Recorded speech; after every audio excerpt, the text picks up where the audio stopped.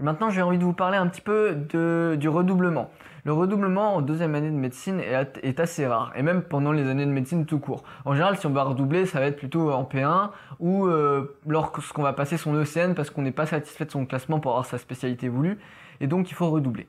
Là, en deuxième année de médecine, le redoublement est assez rare tout simplement parce que les examens, bien qu'ils soient d'un niveau, on te le donne pas sur un plateau d'argent, il faudra bosser, mais tous ceux qui ont réussi la PACES sont très clairement capables de réussir la P2.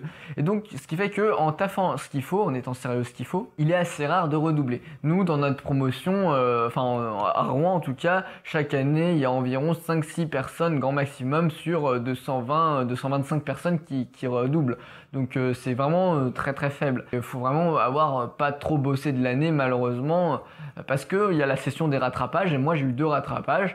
Et bien voilà, j'avais qu'à taffer plus lors de la première session, mais moi bon c'est pas grave. Je me suis dit bah ça m'a fait 3 semaines de vacances, enfin oui ça m'a fait 2 semaines et demie de vacances en moins. Tant pis pour moi, je me suis mis à taffer et je me suis juré un peu que l'année prochaine j'essaierai de bosser un peu plus pour ne pas avoir de rattrapage. Après bon si j'en ai tant pis, mais j'essaierai de faire en sorte que non. Mais en soi c'était pas trop grave parce que j'ai bien profité de mon année, j'ai su me gérer et puis avoir ma P2 avec une moyenne tout à fait honnête de 13,5. Donc voilà, j'ai envie de dire qu'il n'y a aucun souci là-dessus. Et puis aussi après le truc c'est que en fac on a le droit de redoubler que 2 fois en fait. Enfin je pense que la PACES n'est pas comptée parce que c'est pas une année universitaire, c'est une année de concours. Donc la PACES, si vous la redoublez 1 fois ou 2 fois, c'est pas grave. Mais après, entre la 2e et la 6e année, on a le droit de redoubler que 2 fois, il me semble. Sinon, après, c'est plus autorisé. Tout simplement pour forcer les gens à bosser. Mais vous inquiétez pas, vous n'aurez aucun souci à valider vos années si vous êtes un minimum sérieux. Alors justement, aussi une autre question qui est venue une fois dans les commentaires. On m'a demandé quelle spécialité je voulais faire. En fait, j'ai envie de vous dire, je sais pas du tout. Et je pense qu'en tournant dans les différents services plus tard, j'aurai un peu une idée, mais c'est la question qui me fait chier entre guillemets, c'est-à-dire que tous les gens que je leur dis ouais je suis en médecine et tout le monde me dit, que ce soit ma famille ou n'importe quoi, tout le monde me dit ah oui, qu'est-ce que tu voudrais faire comme spécialité plus tard? Bah je sais pas, parce que pour moi l'ECN c'est un peu comme si on est en 6e et qu'on va passer le brevet, c'est encore très loin. J'y pense pas, enfin ça va venir petit à petit, voilà, ça viendra quand ça viendra. Et je me dis, voilà, j'attends d'être à l'hôpital pour voir les différents services, un peu pour voir comment ça se passe, pour me décider. Mais je pense qu'un jour, j'en ferai une vidéo en présentant un peu toutes les différentes spécialités possibles, et ça sera l'occasion pour moi un peu de me renseigner justement, et pour vous d'apprendre plein de choses. Mais je sais déjà quel truc, par exemple, je ne veux absolument pas faire. Par exemple, j'ai absolument pas envie de devenir chirurgien, déjà que les études sont compliquées, mais que c'est pas du tout mon truc d'ouvrir les gens. Parce que en deuxième année, on commence à avoir des dissections. C'est-à-dire qu'on a eu une dissection, on pouvait en avoir plus si on prenait des options.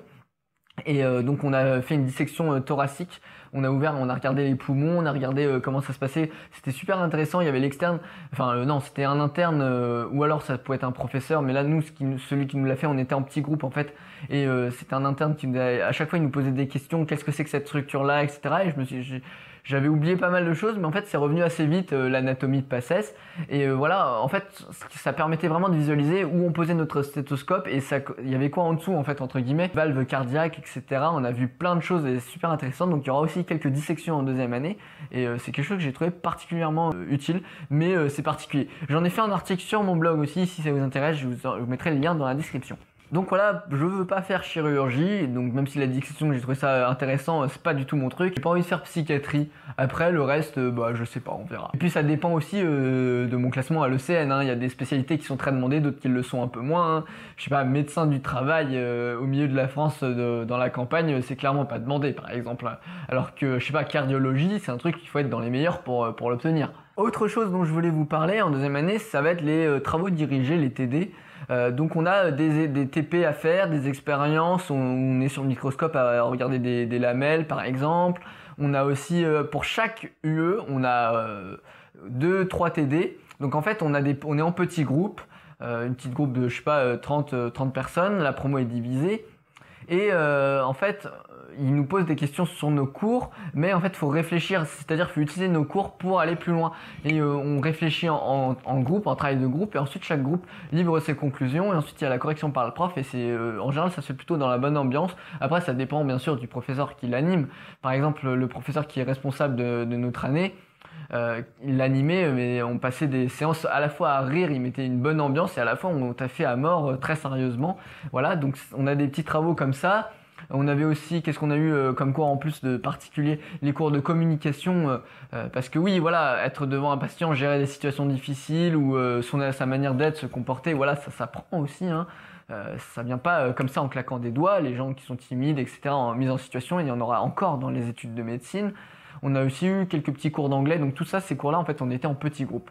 Voilà.